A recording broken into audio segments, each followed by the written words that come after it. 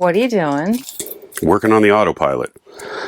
So we got the Jefa Drive Unit. This is the motor that controls the autopilot. There's a tiller arm that goes on the rudder post, and there's some specific dimensions that need to be addressed for where I'm going to mount this thing. This motor travels, it's got a shorter arm, so it travels in a shorter arc, and then the rudder shaft is connected between these 2 points with a drag link, so the motor moves back and forth like this. Additionally, in order for the autopilot motor to talk to the course computer, there's a rudder position sensor that has to be lined up per Raymarine specs.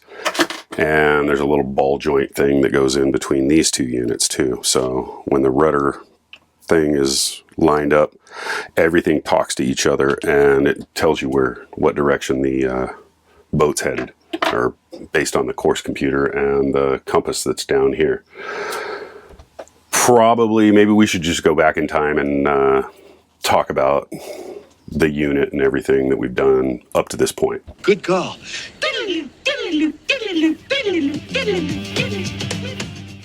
So this is the Raymarine Autopilot Control Unit. I installed this back when we did the VHF radio install. I've got to run some fat power cables to it, then as well as the rudder position sensor and the motor output that goes to the direct drive that we're getting ready to install. I did originally install this thing, the pilot controller, up in the bulkhead. I think I found a spot that I can locate it better in the cockpit coaming, closer to the helm, within arm's reach, so you can make easy course adjustments or engage the autopilot or disengage it when you're at the wheel. This cable has to go up under here, up behind this wall, up through the ceiling, and I would drill a hole outside.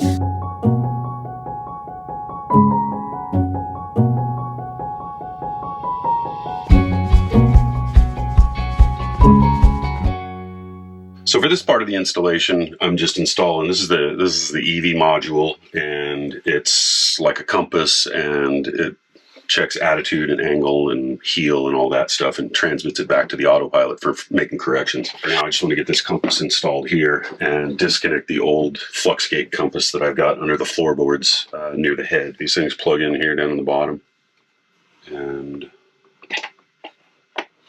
I'll figure out a good mounting spot. There's some instructions that says within 5 degrees side to side and forward and aft, and you should be pretty close, and then this thing will automatically, it'll calibrate itself.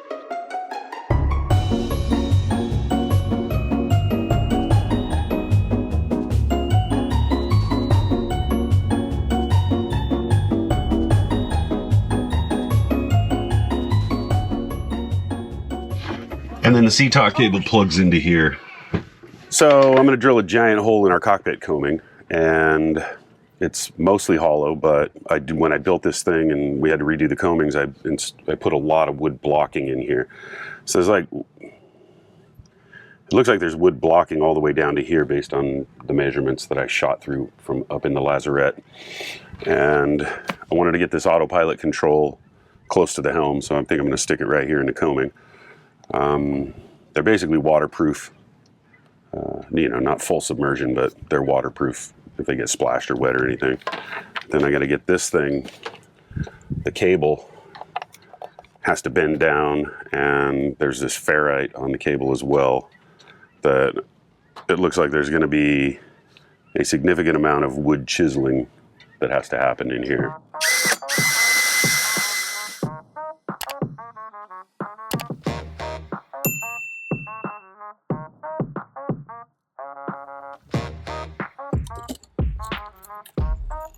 Good grief. When they originally molded the deck, they built these coamings that were only about this high. And then they scabbed on a bunch of mahogany blocking to support winches and things like that. And then they glassed over another coaming, like raised higher, with this wood on top. It all rotted.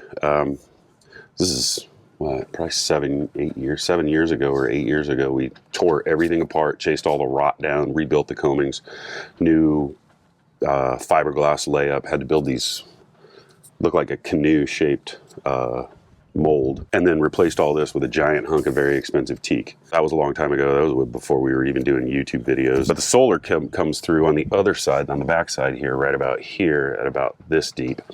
I didn't want to put the thing too low in the cockpit because one, it might get kicked, or two, I don't think it ever gets submerged by flooding water, but.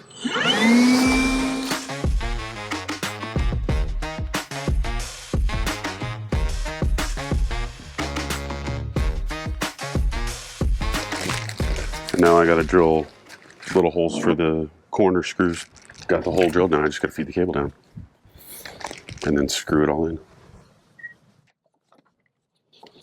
Yeah, that cable. It's not going to rub like on anything rough, is it? You know, there is actually something sharp is going to vibrate out. Well, I need to do a little more nibbling there. Much better. It's beautiful.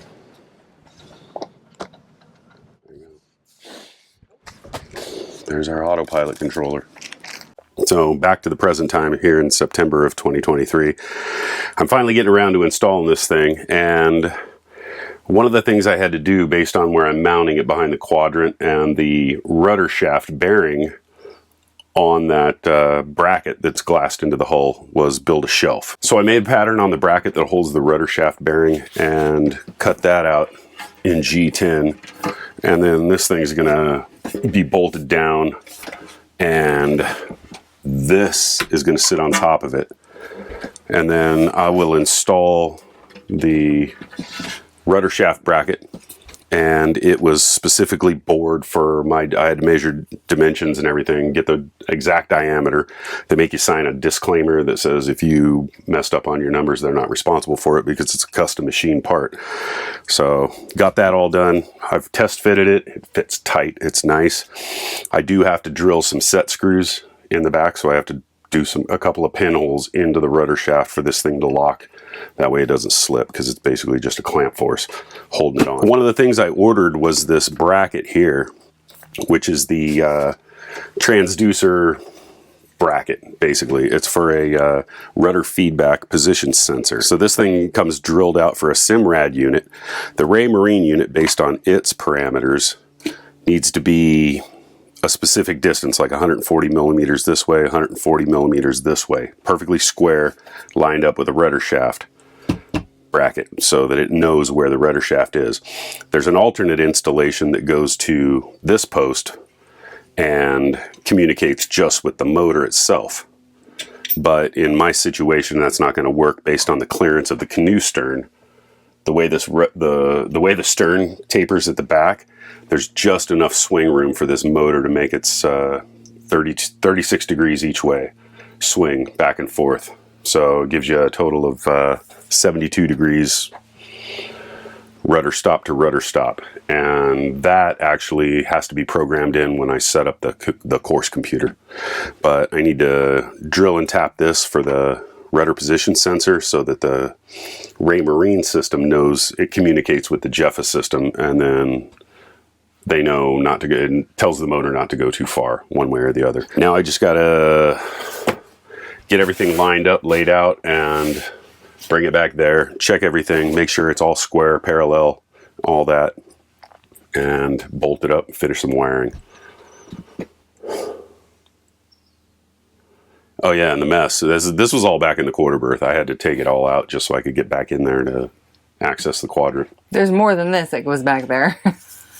This is just the clean stuff. Yeah. Quite honestly, everything else is outside. Yeah, this is just the stuff we could set on the upholstery. The other stuff, the dirty stuff, is outside. So, what's your ETA in having this done?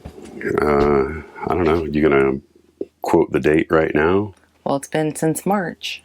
Today is the 5th of September. So what are we, like 6 months? 6 months into this thing? And 6 months more before you get it done? I hope not. That is not the right answer. Obviously not. It's been a big progression. I do have to order the drag link. So like today, I got to get this thing set up, roughed in, and get the adjustment numbers for this drag link. I got to get that part ordered so that I can get it.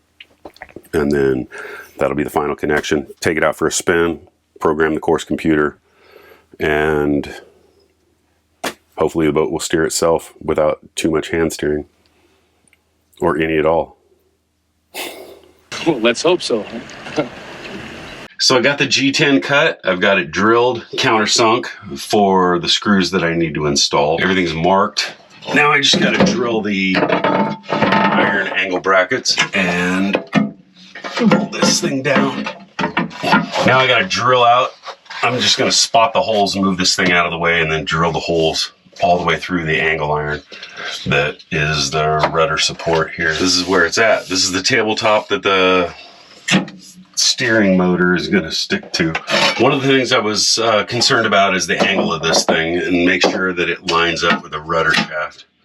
And we're like right there, like dead perpendicular, which is good for aligning the motor and the arms and everything that goes with it. So one of the things I got is rubber washers. I had a bunch of rubber washers to dampen any vibrations or anything like that. So I'll isolate this platform.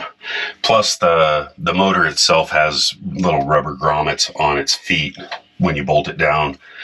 Wherever I figure out the location of that, they have rubber grommets also to help isolate sound. So I'm just fixing little isolation washers to the G10 backing. Just use a little squirt of super glue to hold it in place temporarily until I can get some bolts installed. So that'll hold it in place temporarily, and then I can put in all the screws.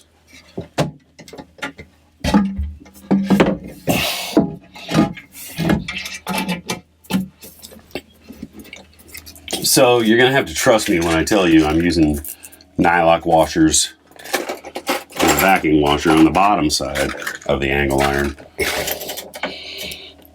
Alright, we got a pretty sturdy platform now.